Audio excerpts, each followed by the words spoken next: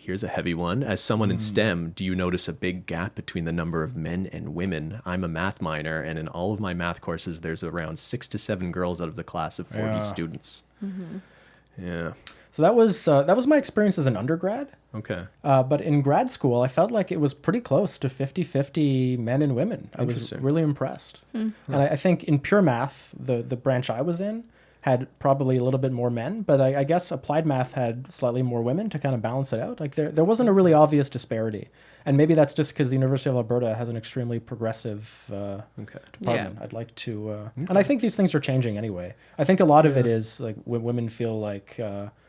some like inferiority because of the way they've been taught, like women don't do math, you know? And I think people we're getting over this as a culture, and women are realizing that, I mean, they're just as good at math as anybody else. There's nothing inherently like biological determinant of being good at math or science. Right? Probably the best researcher in my my kind of research group was a female mathematician. Okay. Did you have many female profs?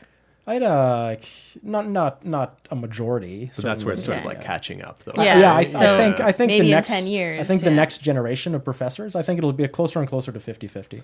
And I think there are more women than men in university now anyway. So like at some point, I imagine overall, there will be more female than male mathematicians. Eventually, we're going to take over. They're taking over, man. Uh-oh. The future is female. You were mentioning earlier that that there used to be a book about from like the 1950s or something. Yeah. This is unfortunate. So in the math library only has so much space. So when the new books come in, the old books have to get moved somewhere. And a lot of them got moved to the faculty lounge where I did my PhD. And I would just read them for fun. And one of them was called Math for Women or Math for Girls. And it was written in the 50s. Right. And it was just arithmetic, teaching arithmetic, you know, like how to add numbers and multiply numbers. And the examples were all like, you are baking cookies for the boys. You know, the recipe calls for 2 cups of flour for every 1 cup of chocolate chips. I still wouldn't understand. Fuck you. Oh, yeah, I was really like, and then like... Could you get Cristine that book? I told people about this book and then it vanished. So I don't know if it was destroyed. It was burned. Someone burned They that burned it. But that's so funny. book. So was the men's book, let's say, the same, but just not about things like baking? Well, or was it completely more advanced? Every other math book was the Math for Men book. Right. Yeah. This was the only Math for Girls book, and it was about baking cookies for the boys. But my question is, was it the same level of difficulty, but just with concepts that women understand? Or was it far simpler? It was probably the only book anyone expected women to read about math. Okay. Yeah. So it was far simpler and even about in the 50s, it was that? Yeah.